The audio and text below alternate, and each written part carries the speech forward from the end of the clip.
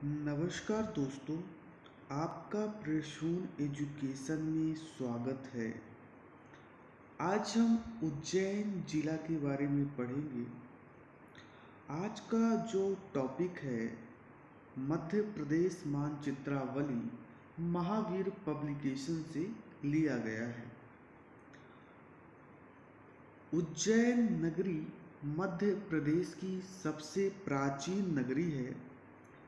उज्जैन क्षिप्रा नदी के तट पर स्थित है। उज्जैन में भगवान शिव के 12 ज्योतिर्लिंगों में से एक महाकालेश्वर ज्योतिर्लिंग स्थापित है। उज्जैन के अन्य नाम उज्जैनी व अवंतिका है। उज्जैन को मंदिरों की नगरी भी कहते हैं। उज्जैन को महाकाल की नगरी भी कहते हैं। तो उज्जैन को दोस्तों कई नामों से जाना जाता है। अवंतिका के नाम से भी जाना जाता है। इसे मंदिरों की नगरी के नाम से भी जाना जाता है और उज्जैन को महाकाल की नगरी से के नाम से भी जाना जाता है। राजा विक्रमादित्य ने उज्जैन को अपनी राजधानी बनाया। मौर्य सम्राट अशोक भी कुछ समय तक उज्जैनी का राज्यपाल रहा था। जो विक्रमादित्य राजा थे उन्होंने अपनी राजधानी उज्जैन को बनाया और कुछ टाइम तक जो मौर्य सम्राट का अशोक थे वह यहाँ के राज्यपाल हुआ करते थे। उज्जैन में हर 12 वर्ष में कुंभ मेला लगता है। यहाँ महाकालेश्वर ज्योतिर्लिंग नामक स्थान को शिव का स्थान माना जाता है। उज्जैन में संदीपनी आश्रम है। यहाँ कृष्ण, सुदामा और बलराम ने शिक्षा ग्रहण की थी। ऐसा माना जाता है कि उज्जैन में जो संदीपनी आश्रम है यहाँ पर कृष्ण, सुदामा और बलराम जी ने शिक्षा अध्ययन किया था। 6वीं और 7वीं शताब्दी में उज्जैन गणित और खगोल विज्ञान का प्रधान केंद्र रहा है। उज्जैन में ही सबसे पहले शून्य का उपयोग ब्रह्मगुप्त ने किया था। जैसा कि हम लोग जानते हैं कि जो शून्य का आविष्कार हुआ था वह भारत ने ही किया था। 18वीं शताब्दी में उज्जैन मराठा सेनानी सिंधिया का मुख्यालय था।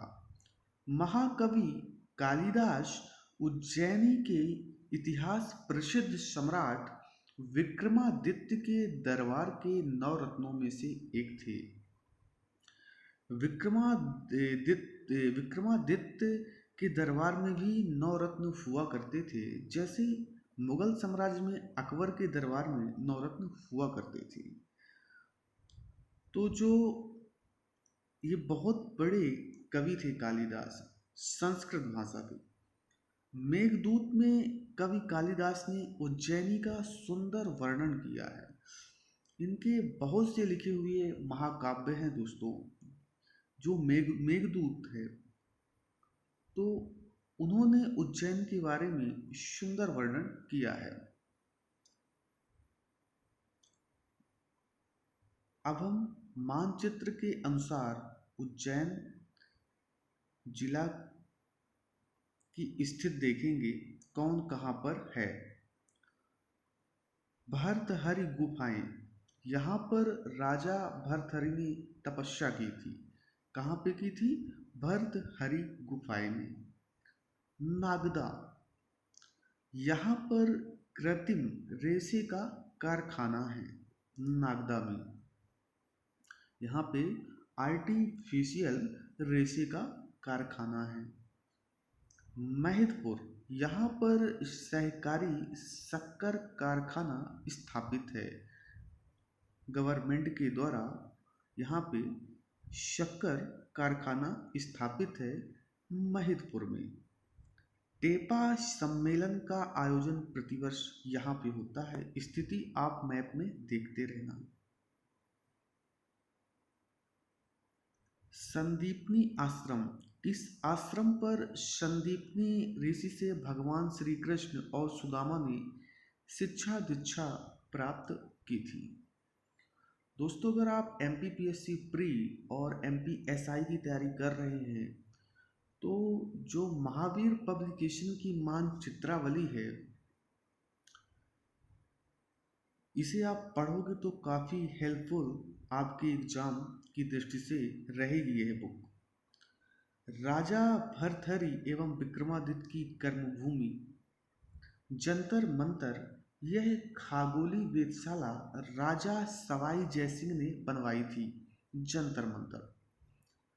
मंगलनाथ, यह मंगल ग्रह की उत्पत्ति से संबंधित मंदिर है उज्जैन में। वैश्य टेकरी स्तूप की स्थापना अशोक ने करवाया था उज्जैन में।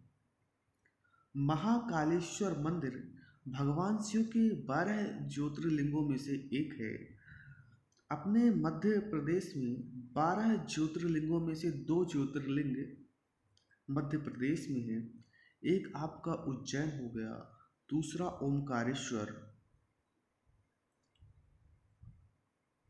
कायथा, यहाँ ताम्र पाषाण युगीन स्थल है।